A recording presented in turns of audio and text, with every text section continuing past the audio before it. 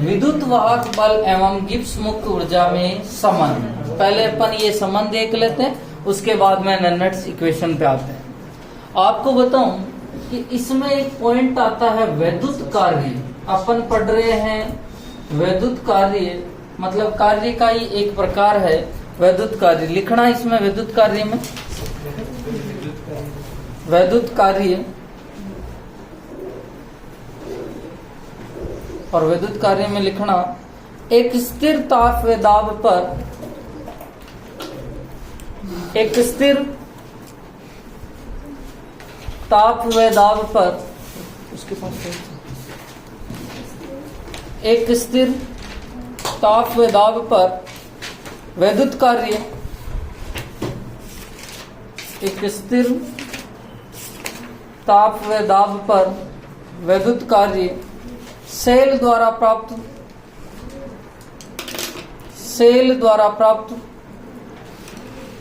विद्युत धारा की मात्रा, सेल द्वारा प्राप्त विद्युत धारा की मात्रा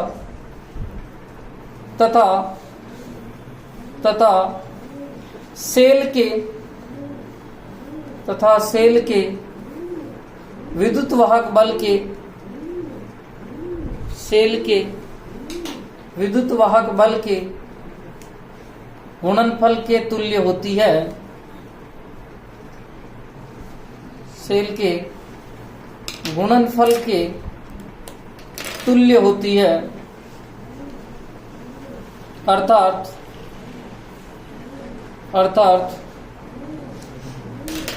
एक इलेक्ट्रोड पर मुक्त या अवशोषित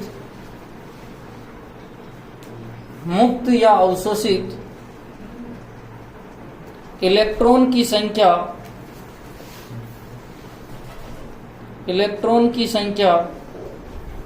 n तथा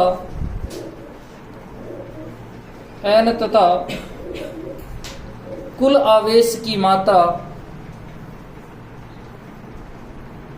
आवेश की मात्रा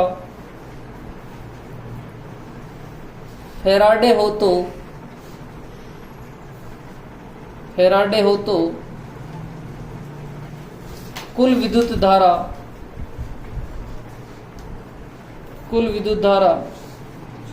n फैराडे होगी। कुल विद्युत धारा n फैराडे होगी। कुल विद्युत धारा क्या होगी भैया? n Faraday. समझना कि क्या होता है। वैद्युत कार्य पूछा है और वैद्युत कार्य अपने को पूछा है, तो अपने को तो पूछा एक तो धारा और एक है विद्युत वाहक बल का गुणनफल। अपने सेल द्वारा किया गया कार्य, पहला ही पॉइंट लिखा था अपन ने, एक स्थिर ताप व दाब पर विद्युत कार्य सेल द्वारा प्राप्त विद्युत धारा की मात्रा, और सेल के विद्युत वाहक बल के गुणनफल के तुल्य होती है। अब अपने को धारा निकालनी है और धारा अपने को पता है कि I बराबर होती है Q अपॉन T, ठीक है। और Q जो होता है वो क्या होता है? आवेश। क्या होता है? आवेश। और आवेश यदि n फैराडे हो और टाइम कितना हो a, तो मैं कह सकता हूँ I बराबर कितना फैराडे होगा? n। कितने फैराडे होगा? n। मतलब वो कह रहा है कि यदि n फैराडे आवेश हो, कितने आवेश हो? n, तो कुल विद्युत धारा की मात्रा कितने फैराडे हो जाएगी? nf। और EMF को किससे प्रदर्शित करते हैं? E से। यही था।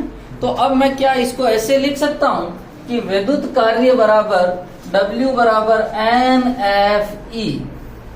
अपने को कोई पूछ लेवे कि सर E कहाँ से आया? E तो होता है विद्युत वाहक बल, और विद्युत वाहक बल को जो है वो किससे प्रदर्शित किया जाता है? EMF। और EMF को किससे प्रदर्शित किया जाता है? E से। तो अपने को पता चल गया कि विद्युत कार्य विद्युत धारा इंटू विद्युत वाहक बल। पहली लाइन में यही लिखा ना एक स्थिर ताप व दाब पर विद्युत कार्य सेल द्वारा प्राप्त विद्युत धारा की मात्रा। तो मैं पूरा लिख दूं कि W बराबर, W तो हो गया कार्य, सेल द्वारा प्राप्त विद्युत धारा की मात्रा इनटू विद्युत वाहक बल, और विद्युत वाहक बल को किससे लिखते हैं? EMF। और ये कितने हैं भैया? NF इनटू EMF को किससे लिखते हैं? E से। तो मैं लिख सकता हूं W बराबर NFE। मेरे को कोई पूछ लेवे कि NF कैसे आया, तो सुनना, आपको पता है I बराबर क्यों होता है? Q upon T। Q upon T आप लिखते हैं Q क्या है भैया? आवेश। और आवेश का सबसे बड़ा मात्रक क्या होता है? फेराडे। तो मैंने लिखा फेराडे, ठीक है, और टाइम को क्या कर दिया? T। यदि फेराडे की संख्या या आवेश की मात्रा n फेराडे हो, कितने फेराडे हो? n, तो मैं कह दूं आवेश कितना हो जाएगा? NF। यदि T बराबर 1 हो तो T बराबर क्या हो? 1, तो मैं लिख दूं I बराबर क्या हो जाएगा? NF। तो मैंने लिख दिया विद्युत धारा की मात्रा कितनी है? n है। अब अपने को पता है कि विद्युत कार्य तो हो गया, ये विद्युत कार्य जो होता है गिब्स मुक्त ऊर्जा में के वेव से जो है कार्य जो होता है, ये कार्य गिब्स मुक्त ऊर्जा के वेव से संपन्न होता है। मतलब जो कार्य हो रहा है, अब देखो एक मिनट, आप जो कार्य कर रहे हैं उसमें किसका योगदान है? मांसपेशियों का। मतलब शरीर की एनर्जी तो खत्म हो रही है। आपने जो काम करा है या बल जो है कार्य किया है पेशीय बलों के द्वारा, उसमें किसमें जो है अपनी एनर्जी खर्च हो रही है।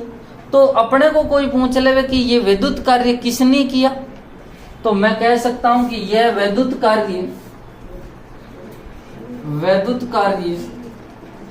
गिब्स मुक्त ऊर्जा के वेग से संपन्न होता है।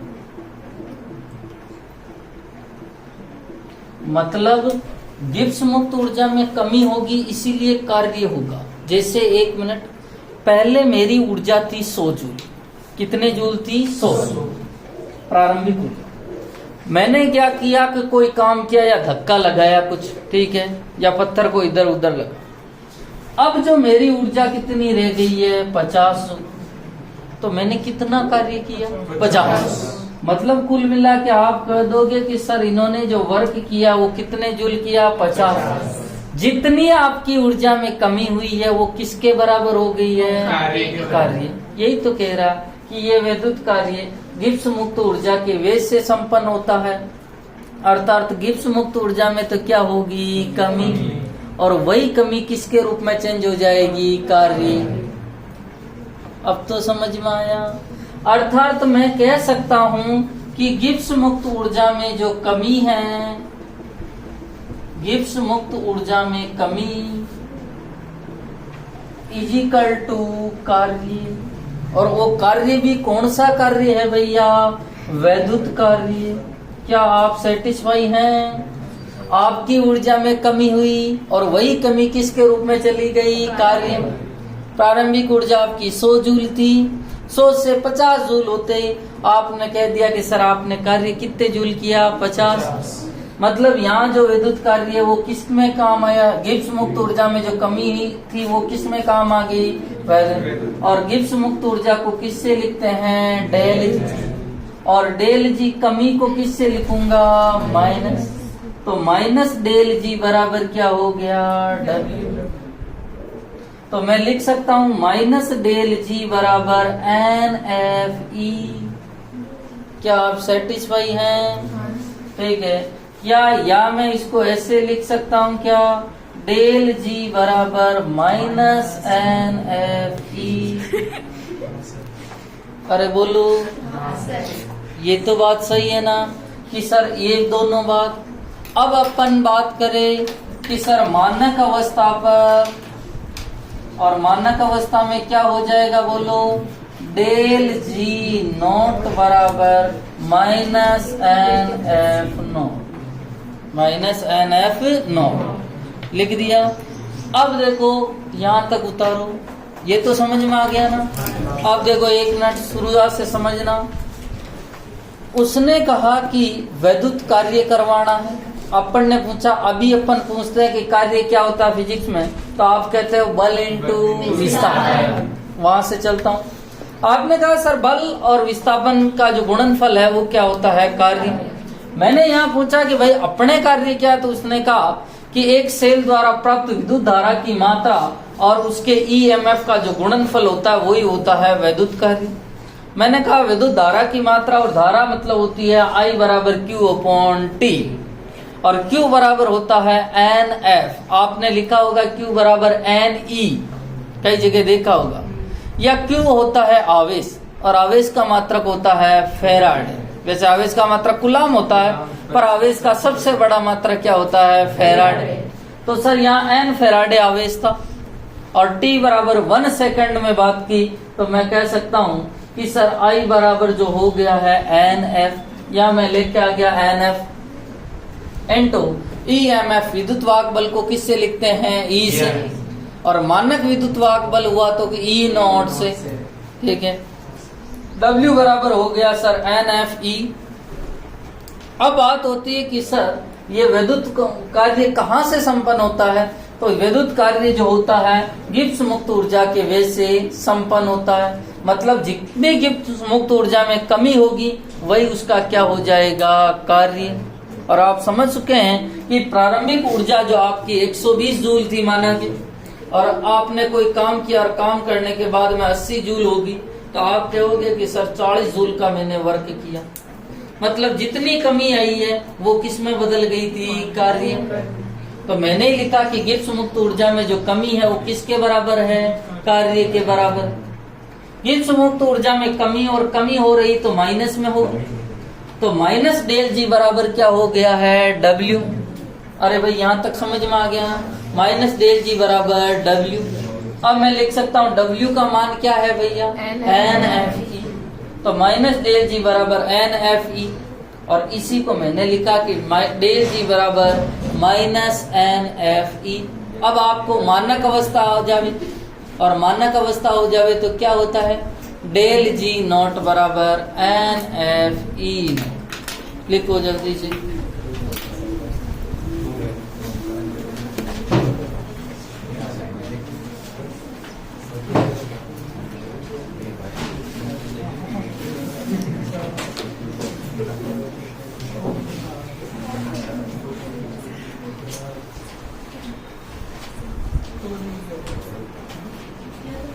लिख लिया, जल्दी से लिखो।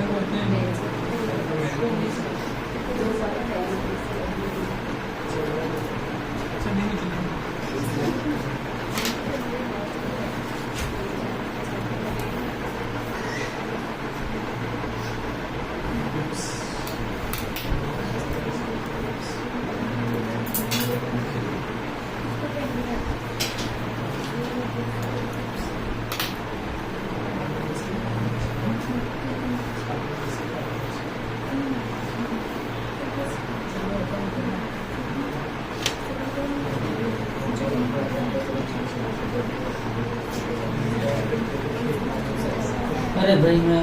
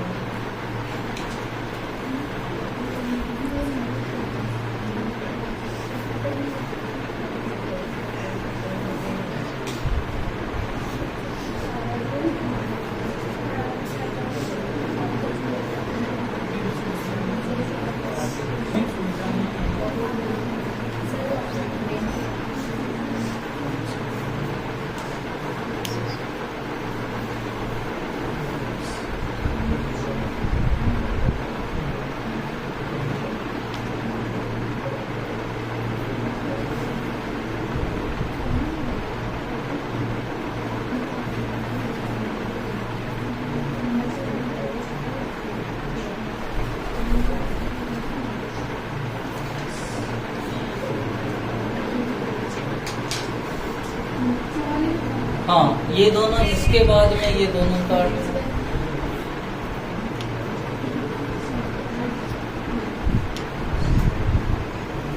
जितनी भी स्वतः अभिक्रियाएं होती है उनमें डेल जी तो नेगेटिव होता है और ई पॉजिटिव। आप डेल जी को नेगेटिव करके देख लो, ठीक है। इसमें और नेगेटिव लगा दो तो वो ई क्या हो जाएगा, पॉजिटिव हो जाएगा। और यदि डेल जी पॉजिटिव है तो ई क्या हो जाएगा, नेगेटिव।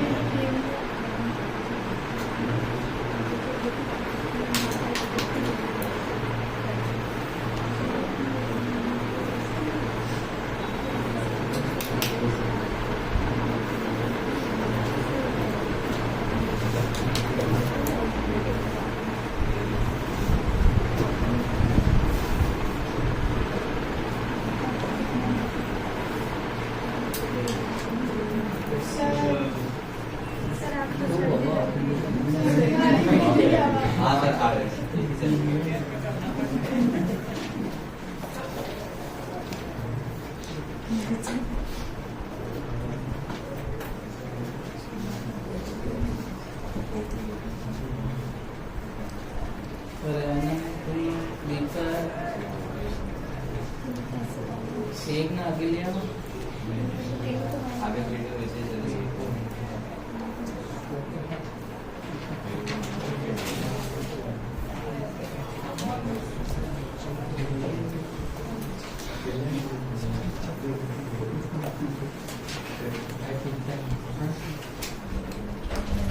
स्टार्ट करूं?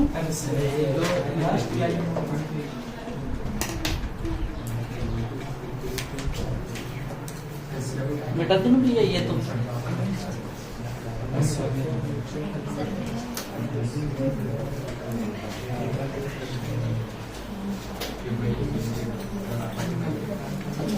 देखिए। हाँ, एक मिनट।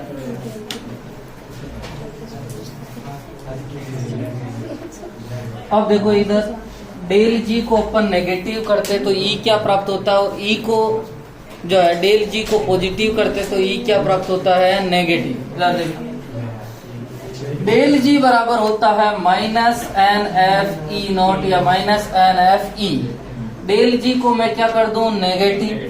तो minus N F E negative से नेगेटिव, तो डेल जी बराबर क्या हो जाएगा, एन एफ ई। तो ई का मान क्या हो जाएगा, पॉजिटिव। तो जब भी मैं डेल जी को नेगेटिव करता हूं तो ई क्या प्राप्त होता है, पॉजिटिव। और ये रिएक्शन जो होती है ये स्वतः रिएक्शन होती है। कौन सी रिएक्शन होती है, स्वतः अभिक्रिया वो होती है जिनमें किसी विशेष ऊर्जा की आवश्यकता या बाह्य कार्य की आवश्यकता नहीं हो। जैसे स्वतः अभिक्रियाओं में जो है अपने पानी का ऊपर से नीचे की तरफ बढ़ना, ये कौन सी अभिक्रिया है, स्वतः, ठीक है। हवा का उच्च दाब से निम्न दाब की ओर गमन होना, ठीक है। और जब डेल जी को पॉजिटिव कर दोगे तो ई जो होगा वो क्या हो जाएगा, नेगेटिव। डेल जी बराबर होता है minus N F E, positive ही है, ठीक है। तो अब आप जो है ई का मान निकालोगे वो क्या प्राप्त होगा, नेगेटिव। अब अपन जो मायन बात करना चाह रहे हैं आज, दो बातें अपने को यहाँ से सीखी है अपन ने कि सर डेल जी बराबर होता है माइनस एन एफ ई और डेल जी नॉट बराबर होता है minus N F E naught. दो बातें अपने, इसीलिए अपन ने वैद्युत कार्य पढ़ा था। आज अपन जो पढ़ना चाह रहे हैं वो नेनट्स समीकरण तथा उसके अनुप्रयोग। हेडिंग डालना नेनट्स equation and his application.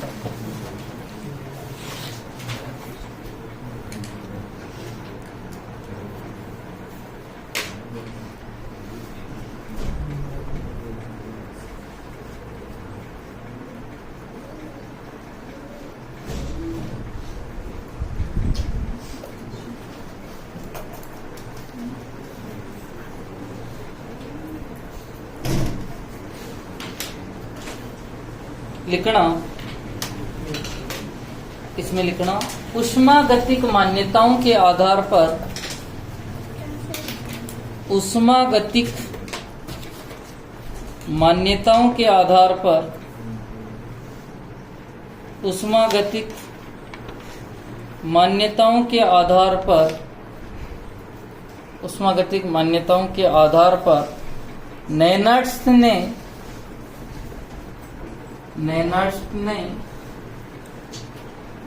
Cell के ईएमएफ, सेल के ईएमएफ का मतलब होता है विद्युत वाहक बल, और उसको किससे रिप्रेजेंट करते हैं? ई से। सेल के ईएमएफ कोष्टक में लिखना कैपिटल ई, इलेक्ट्रोड की प्रकृति कोमा, इलेक्ट्रोड की प्रकृति, और इलेक्ट्रोड की प्रकृति को आर, इलेक्ट्रोड की प्रकृति आर तथा ताप टी, तथा ताप कैपिटल टी वह विलियन में उपस्थित सभी विद्युत सक्रिय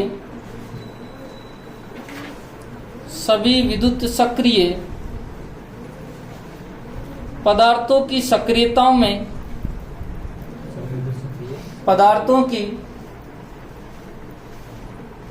विद्युत सक्रिय पदार्थों की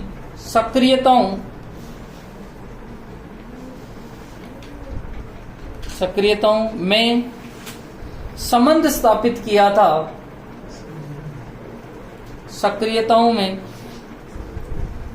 संबंध स्थापित किया था, जिसे नेनट्स इक्वेशन कहते हैं, जिसे नेनट्स समीकरण कहा जाता है।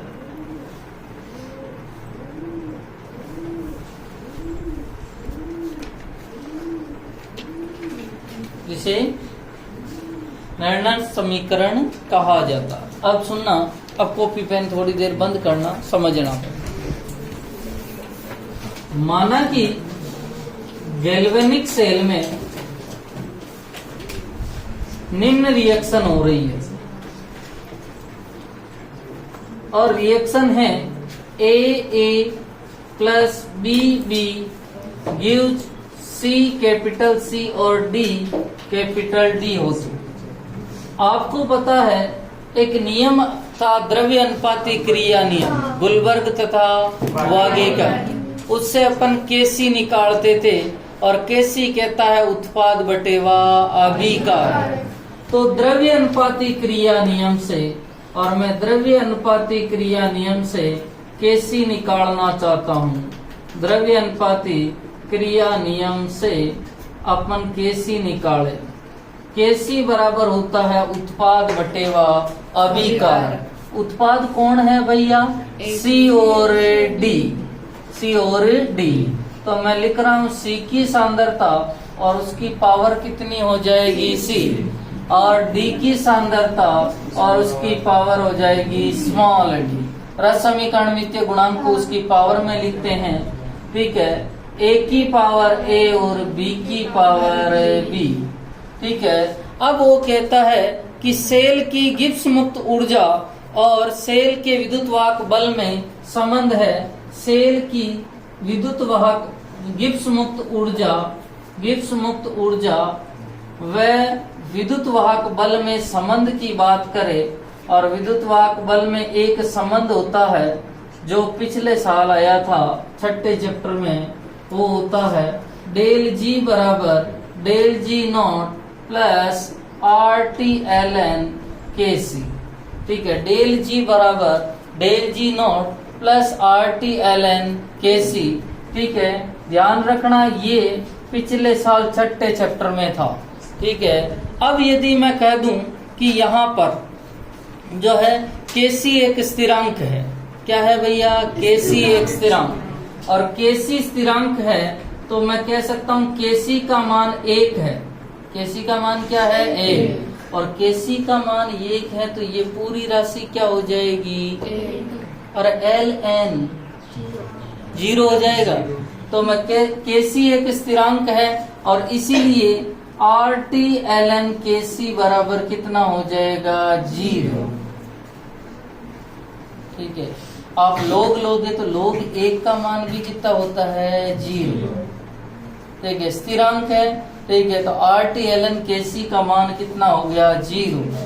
और इसीलिए क्या मैं ऐसा कह सकता हूँ डेल जी बराबर डेल जी नॉट।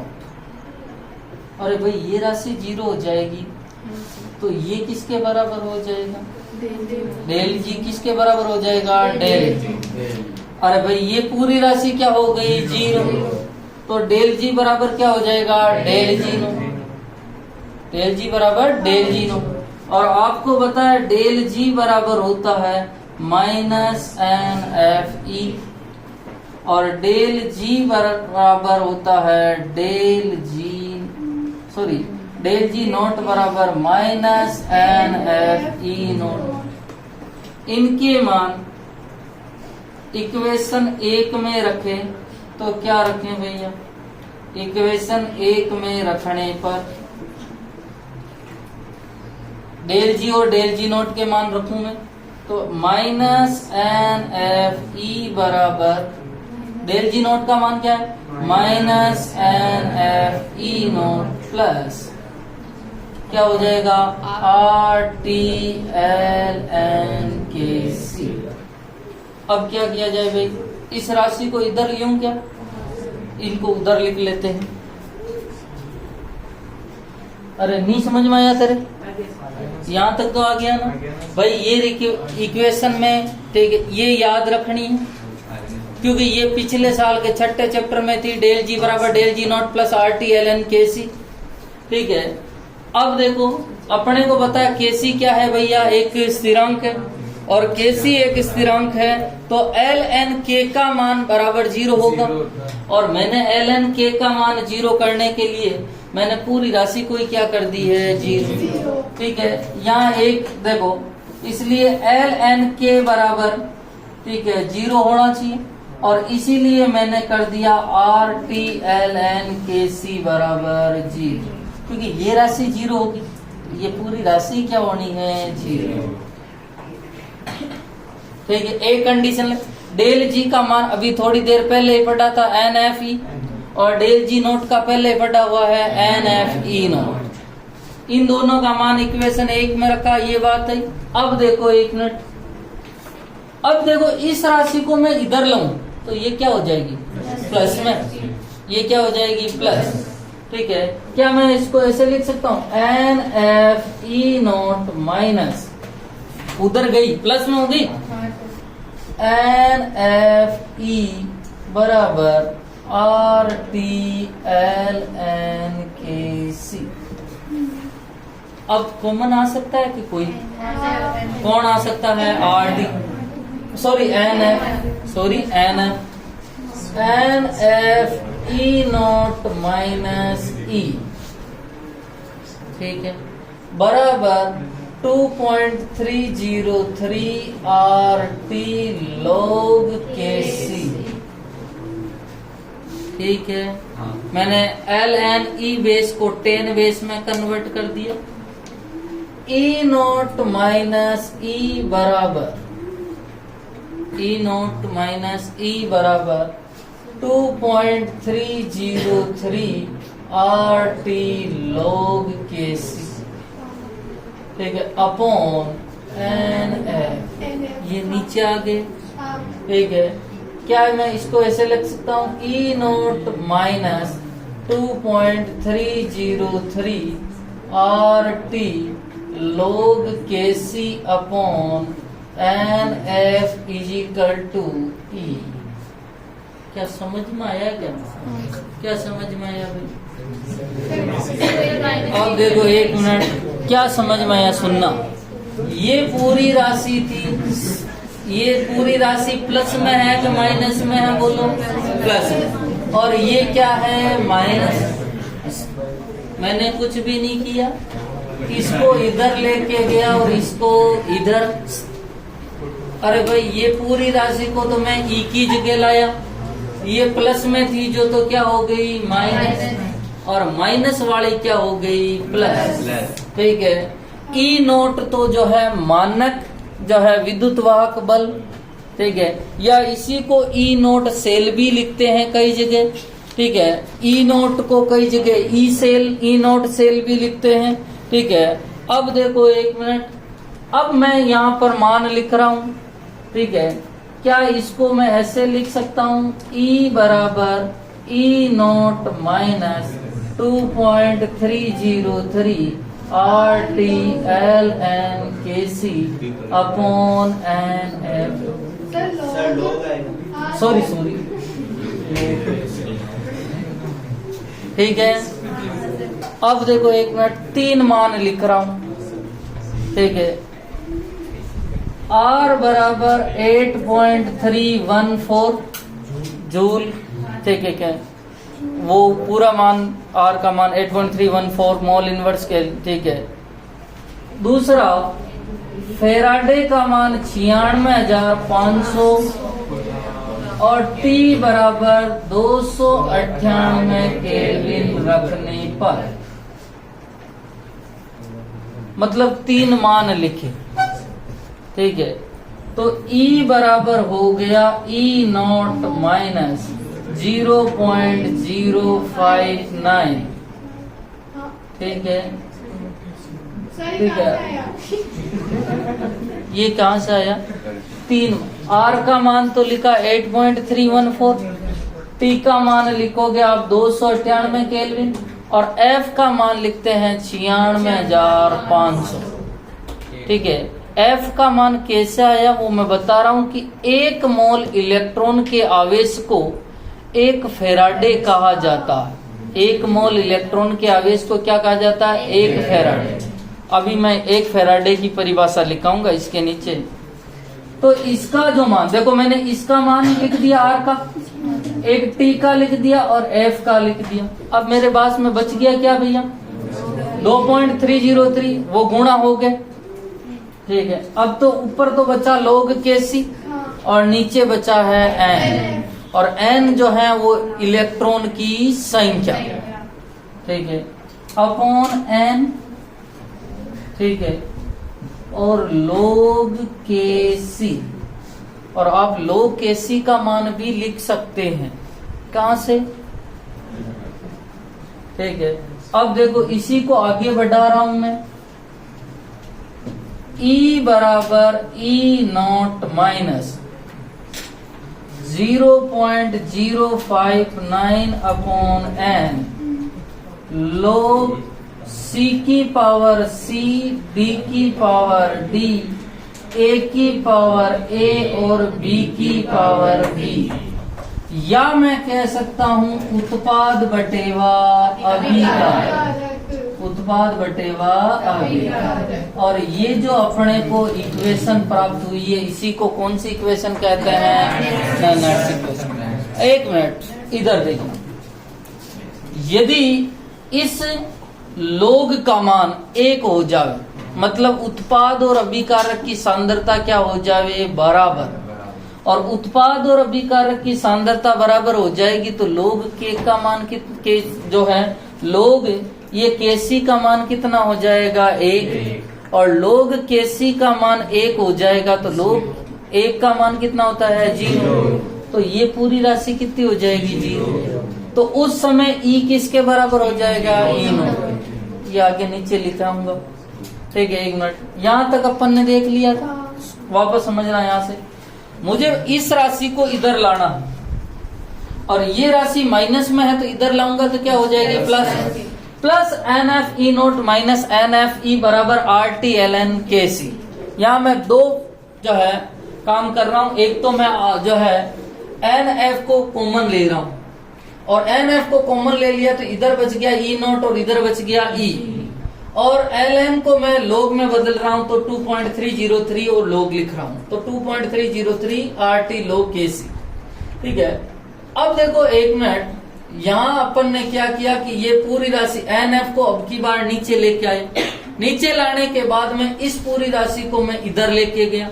ये पूरी राशि पॉजिटिव थी तो क्या हो जाएगा, नेगेटिव, और ई जो है ये नेगेटिव था जो क्या हो जाएगा, पॉजिटिव। यही किया, ये प्राप्त हो गया मेरे को, और इसी को मैंने इस बेस में लिख दिया। गलत है क्या भाई? दोनों तरफ माइनस आएंगे और माइनस माइनस कट जाते हैं। इसी को रूप ये लिख दिया मैंने। आर का मान 8.314 लिखा। ठीक है, एफ का मान फेराडे होता है, और 1 मोल इलेक्ट्रॉन के आवेश को 1 फेराडे कहा जाता है, और उसका जो मान होता है वो 96,487 के करीबन होता है, और इसीलिए उसे 96,500 के जो है बराबर माना जाता है। क्योंकि 96,487 जो है कैलकुलेशन करने में थोड़ी दिक्कत आती है, इसीलिए इसको क्या मान लिया जाता है, 96,500। ठीक है, टी का मान 298 केल्विन रखना ही है। तीनों का मान रखा, मान रखोगे तो अपने को ये प्राप्त हो गया 0.059 अपॉन रह गया एन और लॉग के सी, और लॉग के सी का मान मैंने लिख दिया। लिखो जल्दी से।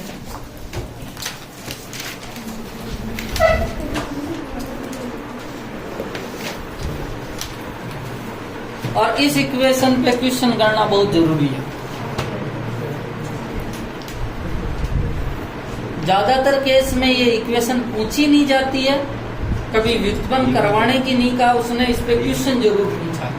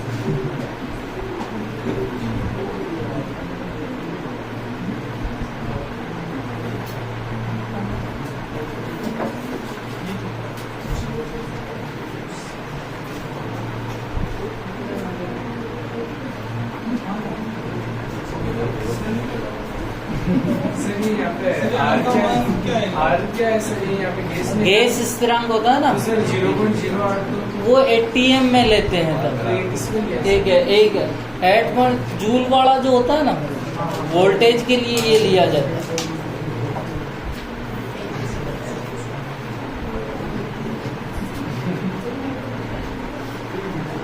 अपन 0.82 वहाँ सॉल्यूशन में लेते परासरण दाब निकालने के लिए।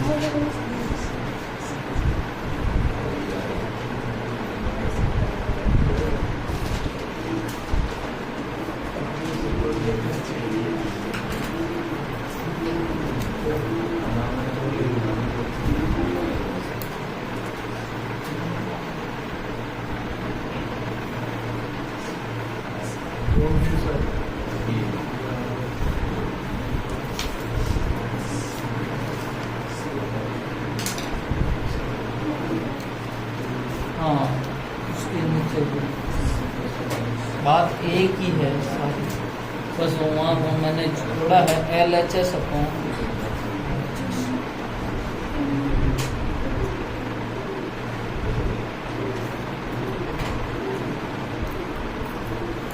इसमें ये तीनों ही आ गए।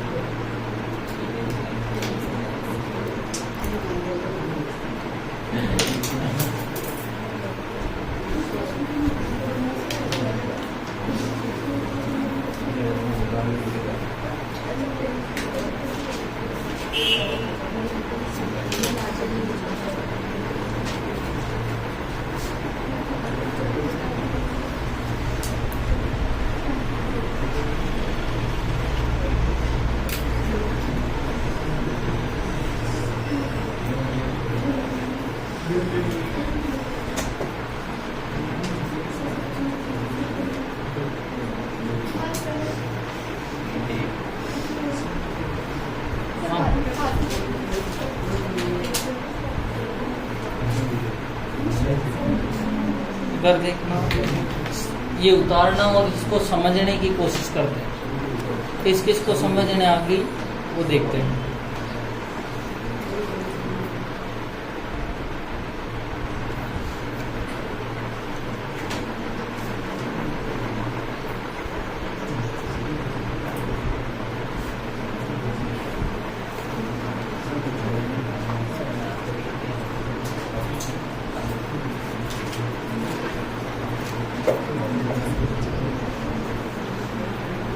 देखो इधर समझना, आपको पता है अपना फॉर्मूला होता है E बराबर E0 माइनस 0.059 n लोग उत्पाद बटेवा अभिकार। अरे केसी क्या होता है? उत्पाद बटेवा अभिकार। वो कह रहा है उत्पाद की सांद्रता भी एक है और अभिकारक की सांद्रता भी एक, ठीक है, दोनों की सांद्रता एक एक होगी, ठीक है। तो मैं कह सकता हूँ E बराबर E0 माइनस 0.059 n log 1, और log 1 का मान कितना होता है? 0, और log 1 बराबर 0, तो ये पूरी राशि कितनी हो जाएगी? 0। तो E बराबर E0 माइनस 0, तो E बराबर E0। ये तो समझाना चाह रहा है। यदि उत्पाद और क्रियाकारक की सबकी सक्रियता इकाई हो जाए, इकाई का मतलब होता है एक, तो सेल का मानक ईएमएफ E0 वही सेल का जो है ईएमएफ अर्थात विद्युत वाहक बल होता है। सेटिस्फाई है? क्योंकि log 1 का मान कितना होता है? 0। लिखो नीचे वाला को उतारना। अरे भाई यही तो समझाया मैंने।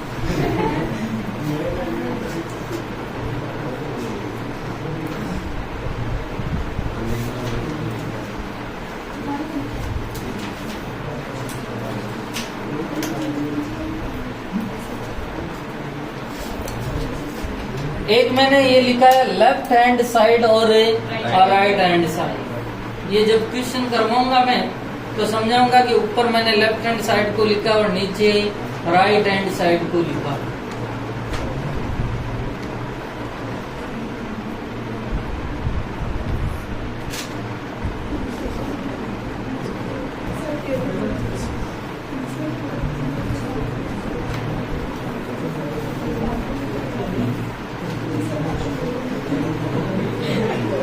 यार ये तो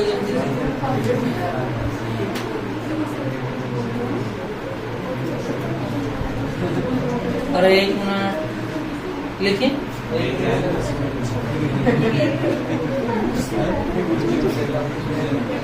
हाँ एक मिनट, अपन ने एक शब्द लिखा था फेराडे। आपको कोई पूछ लेगा कि फेराडे क्या होता है? आवेश का सबसे बड़ा, ठीक है। और उसमें भी पूछ लेवे, ये तो उतार लिया ना सबने? उतार लीजिए।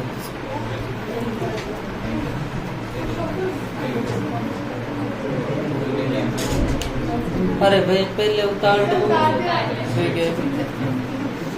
कौन बताएगा फेराडे क्या होता है? हाँ सर एक मोल का वो आवेश, इलेक्ट्रॉन का आवेश मोल का इधर देखना, एक फेराडे इसे कहा जाता है। एक मिनट, एक मोल इलेक्ट्रॉन का आवेश, एक मोल इलेक्ट्रॉन का आवेश एक फेराडे कहलाता है।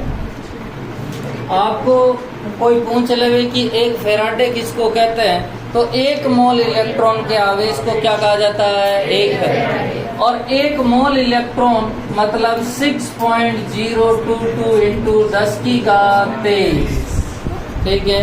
और एक मोल यही हो गया इंटू एक इलेक्ट्रॉन का आवेश। देखो एक मोल इलेक्ट्रॉन का आवेश ज्ञात करना है।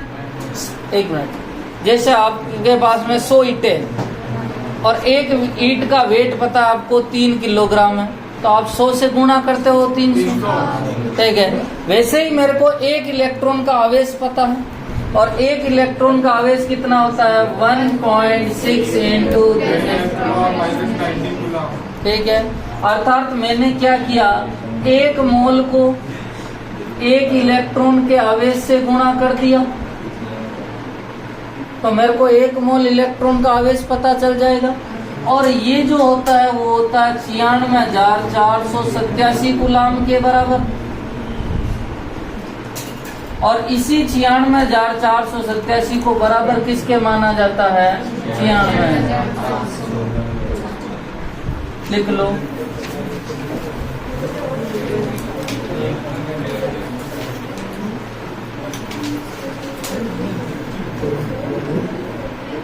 अब इस पे अपन 2 क्वेश्चन करते हैं, ठीक है, जो अपने उदाहरण में भी दे रखे हैं।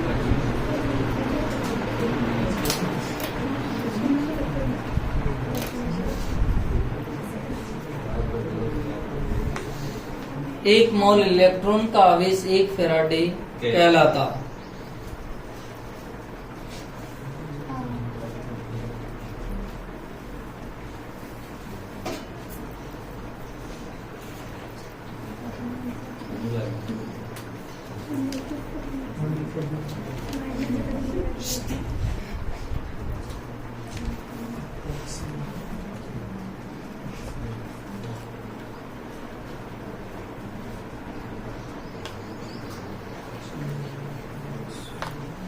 और इसी के नीचे आगे एक नोट ये भी लिख देना, ठोस की सक्रियता इकाई होती है, ठोस की सक्रियता इकाई होती है, इसलिए सामान्यतः अपन उसको जो है केसी में यूज नहीं करते। इकाई होने का मतलब, इकाई का मतलब कितना होता है? एक। और किसी भी संख्या को एक से गुणा करो तो उससे कोई फर्क नहीं पड़ता। अब मेरे पास में एक उदाहरण है, उसको लिखते हैं। लिख लिया ना सबने?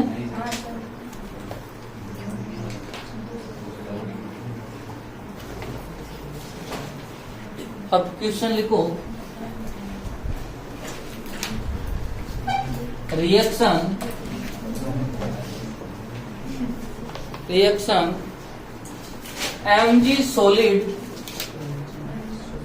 Mg solid plus 2Ag plus 0.001 m gives Mg plus 2 और इसकी सांद्रता दी है 0.130 m प्लस 2Ag सॉलिड हो तो इसके ई सेल का परिकलन कीजिए यदि ई नॉट सेल बराबर 3.17 वोल्ट हो।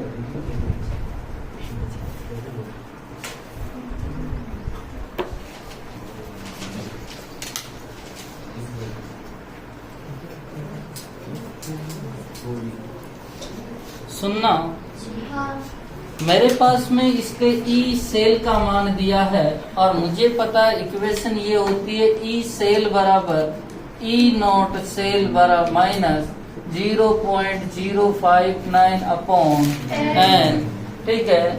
और लोग के सी, और लोग के सी का मतलब उत्पाद बटेवा अभिकार, उत्पाद बटेवा अभिकार। पहले तो मैं ये बात कर लूं कि सर यहाँ n का मान क्या होगा, n का मान क्या होगा। पहले ये बहुत जरूरी है कि सर n का मान क्या हो।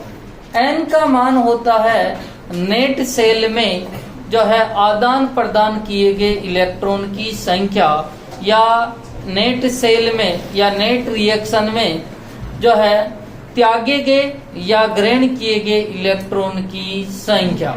मुझे कोई पूछ लेवे कि n बराबर, तो मैं बोल सकता हूं कि सर नेट सेल रिएक्शन में त्यागे गए या ग्रहण किए गए इलेक्ट्रॉन की संख्या, त्यागे गए या ग्रहण किए गए इलेक्ट्रॉन की संख्या, इलेक्ट्रॉन की संख्या। अब देखो सर, पहले मैं इसकी नेट सेल रिएक्शन बढ़ाने का प्रयास करता हूँ। मुझे पता है सर, यहाँ पर मैग्नीशियम जो सॉलिड में था, ठीक है, किस में था भैया? सॉलिड में। वो Mg+2 में बदला है, ठीक है। और कितने इलेक्ट्रॉन त्यागे हैं? 2। कितने इलेक्ट्रॉन त्यागे हैं? 2। और यहाँ पर Ag जो प्लस में था वो 1 इलेक्ट्रॉन ग्रहण किया था, और ग्रहण करने के बाद में क्या प्राप्त हो गया था? Ag। और Ag किस में है? सॉलिड, ठीक है। क्या नेट सेल बढ़ाऊंगा तो इलेक्ट्रॉन आपस में कट जाएंगे क्या? नहीं सर। और नहीं कटेंगे तो किससे गुणा करना पड़ेगा? 2 से, ठीक है। और इसीलिए आप जो है, और इसको किससे गुणा करूंगा? 1 से। तो बनेगा Mg solid plus 2Ag plus 2 electron gives Mg+2 plus 2 electron plus 2Ag solid. और यही जो है आपकी कौन सी रिएक्शन है? Net reaction. कौन सी रिएक्शन है? नेट। यहाँ पर आप देख रहे हो कि नेट रिएक्शन में कितने इलेक्ट्रॉन लिखे हुए हैं? 2 इलेक्ट्रॉन आपस में कट रहे हैं, 2 इलेक्ट्रॉन। अर्थात यहाँ पर n बराबर कितना होगा? 2। तो आपको सबको समझ में आ गया कि n का मान कैसे निकाला। और आप इस रिएक्शन को देख सकते हो, मैग्नीशियम सॉलिड 2Ag+ और यहाँ पर उसकी सांद्रता लिखी हुई है, ठीक है। यहाँ पर Mg+2 और उसकी सांद्रता लिखी हो 2Ag सॉलिड, ठीक है। यहाँ पर बात करता हूँ कि ई सेल बराबर ठीक है, E nought cell minus 0.059 upon N, N का मान कितना है 2 लोग, ठीक है, केसी उत्पाद मतलब सर मैग्नीशियम +2 की सांद्रता, ठीक है, और 2Ag और Ag सॉलिड है, और आप सॉलिड की जो सांद्रता है वो कितनी मानते हो 8। अभी थोड़ी देर पहले लिखाया था ठोस की सक्रियता कितनी होती है A, और इसीलिए सामान्यतया उनको किसी भी रिएक्शन में जो है अपन गिनते नहीं है, अर्थात उत्पाद और क्रियाकारक में सॉलिड को अपन ऐसे ही छोड़ देते हैं क्योंकि वो आगे काम नहीं देते। यहाँ सॉलिड लिखा हुआ है और सॉलिड को अपन लिखते नहीं है, ठीक है। आपने पिछले साल केसी पढ़ा था, वहां पर भी अपन जब भी अपन केसी लिखते थे तो सॉलिड को छोड़ते थे, ठीक है, तो अपन यहाँ पर भी सॉलिड को छोड़ देते हैं अपॉन, ठीक है, क्रियाकारक में ये सॉलिड है और सॉलिड छूट जाएगा, क्या बच जाएगा Ag+, और Ag+ का रस समीकरण वित्तीय गुणांक कितना है 2, तो ऊपर आ गया है। इसका रस समीकरण वित्तीय गुणांक कितना था 1, तो यहाँ 1 लिखो तो कोई फर्क नहीं है, ठीक है। ये जो यहाँ पर इनकी सांद्रता है तो मैं लिख सकता हूँ सेल बराबर ई नॉट सेल का मान उसने दिया था, कितना दे रखा है E nought cell 3.17 volt minus 0.059 upon 2 log magnesium +2 की सांद्रता कितनी दे रखी है भैया 0.130, ठीक है, 0.130 अपॉन Ag की सांद्रता कितनी दे रखी है भैया 0.001, और इसका भी स्क्वायर, इसका भी क्या हो जाएगा स्क्वायर हो जाएगा। अब देखो मैं इसको यही काटा पीटी कर लेता हूँ, ठीक है, 0.130 अपॉन, ठीक है, 0.0001 इंटू 0.0001। अब देखो ऊपर कितने जीरो जाएंगे 4, और ये कितने जाएंगे 8। क्या मैं 10 की पावर 8 लिख दूं क्या? हाँ सर। अरे भाई बोलो, ठीक है, मतलब ये पूरी राशि तो कितनी हो गई 1। समझ में आ गया था क्या? ठीक है, और इसको इधर ले जाओ, कितने आएंगे 1 2 3, 1 0 से 1 0, 1 0 से 1 0, 2 0 से 2 0, तो ऊपर कितना रह गया 13 इंटू 10 की घात 6, यही रहेगा। तो ई सेल बराबर E nought cell 13.17 volt minus 0.059 upon 2 log 13 into 10 की घात 8, सॉरी 6, ठीक है।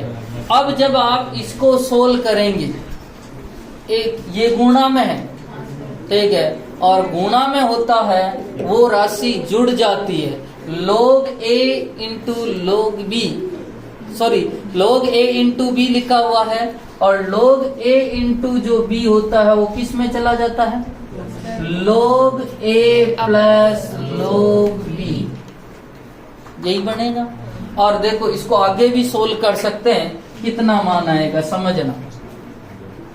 मैंने लिखा log 13 प्लस log 10 की घात 6, क्या इसको आगे कैसे लिख सकता हूँ?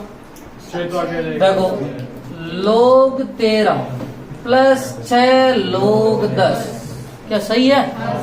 तो log 13 का मान 1 पॉइंट जो है, log 1 का मान, log 10 का मान कितना होता है 1, तो log 13 का जो मान है वो 1 पॉइंट समथिंग ही होगा भाई। log 10 का मान कितना होता है 1, तो मैं 1.3 समथिंग मान लेता हूँ, प्लस 6 इंटू 1, सही है। तो 1.3 इंटू 6, 6 3 18, ठीक, 6 कम 6 7.8, ठीक है। यहाँ आ जाएगा ई सेल बराबर 13.17, ठीक है, माइनस 0.059 अपॉन 2 इंटू 7.8। देखो 7.8 भी हो सकता है, 7.6, मल्टीप्लाई प्लस होगा, हाँ एक, सॉरी 1.3 प्लस 6 बराबर 6.3। ठीक है, ओके। 7.3 एक मिनट, 1 मिनट यहाँ तक आ गया मैं। ठीक है, अब कैसे निकाला ये सबको पता चल गया ना, क्योंकि log a इंटू बी है तो पहले क्या किया मैंने, log a प्लस बी किया, और फिर बाद में वापस देखो log 10 की पावर 6 को मैं क्या लिखूंगा, 6 log 10। ठीक है, 6 log 10, और log 10 का मान कितना होता है 1, और log 13 का मान आपको पता है, log 10 का मान होता है 1, तो 13 का मान मैंने 1.3 लिखा था। अब जब इसको आप सोल्व करोगे इस पूरे मान को, फाइनल मान बता रहा हूं, ई सेल बराबर 3.17 माइनस, जब आप इसको सोल्व करोगे लगभग 2.1 आएगा। कितना आएगा, 2.1। तो ई सेल बराबर 3.17 माइनस 2.1, ठीक है, 1.07 वोल्ट। ई सेल कितना आ गया, 1.07 वोल्ट। कैसे निकाला सबको पता चल गया। सबसे पहले तो नेट सेल रिएक्शन लिखोगे, नेट सेल रिएक्शन ही बताएगी कि एन का मान कितना है, क्योंकि इस रिएक्शन को देख के मैंने जो है एन का मान पता नहीं कर सकता था, तो मैंने नेट सेल रिएक्शन बना ली, वहां से एन बराबर 2 आ गया। मुझे पता है ई सेल बराबर E nought cell minus 0.059 upon N log K सी। लोग के सी लिखते समय ये ध्यान रखना कि सॉलिड को कभी लिखना नहीं है। ठीक है, सॉलिड को पहले ही छोड़ दो। मुझे पता मैग्नीशियम +2 की सांद्रता वो है, Ag की सांद्रता ये लिखने के बाद में, और इसका मान कैसे निकाला आपको आना चाहिए। और इसी के साथ में क्वेश्चन नंबर 3.5 पीछे वाले उनको करने की कोशिश करना।